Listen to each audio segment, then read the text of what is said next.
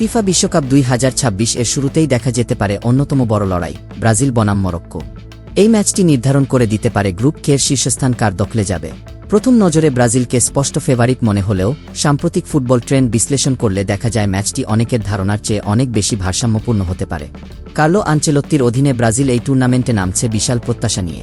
দলে রয়েছে বিশ্বমানের আক্রমণভাগ এবং এমন খেলোয়াড় যারা কয়েক সেকেন্ডেই ম্যাচের চিত্র বদলে দিতে পারে। তবে সাম্প্রতিক সময়ে ব্রাজিলের ইতিহাস দেখিয়েছে শুধু প্রতিভা থাকলেই আধিপত্য নিশ্চিত হয় না।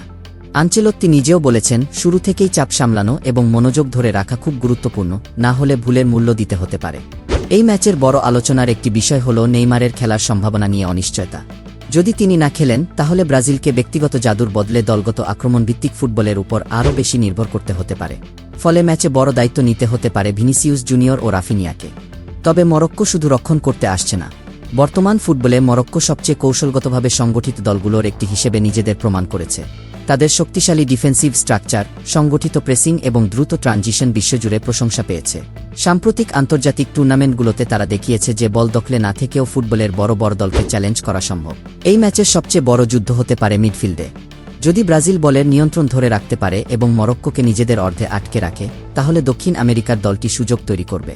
কিন্তু যদি মরক্কো মাঝমাঠের জায়গা বন্ধ করে দ্রুত উইং দিয়ে কাউন্টার আক্রমণ চালাতে পারে, তাহলে দীর্ঘ সময় ব্রাজিলকে সমস্যায় পড়তে হতে পারে। অনেক ফুটবল বিশ্লেষকের মতে টেকনিক্যালি শক্তিশালী দলগুলোর জন্য মরক্কোর মতো শৃঙ্খলাবদ্ধ দল সবচেয়ে কঠিন প্রতিপক্ষগুলোর একটি। ডাটাভিত্তিক প্রেডিকশন মডেল এখনও ব্রাজিলকেই এগিয়ে রাখছে।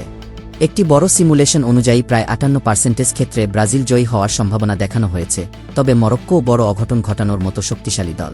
আমার বিশ্লেষণধর্মী প্রেডিকশন, ব্রাজিল ম্যাচের নিয়ন্ত্রণে থাকবে, মরক্কো বুদ্ধিদীপ্তভাবে রক্ষণ করবে, ম্যাচ শেষ মুহূর্ত পর্যন্ত প্রতিদ্বন্দ্বিতাপূর্ণ থাকবে। চূড়ান্ত প্রেডিকশন, ব্রাজিল 2-1 মরক্কো। সম্ভাব্য গোলদাতা Vinicius junior Brazil, Raphinha Brazil.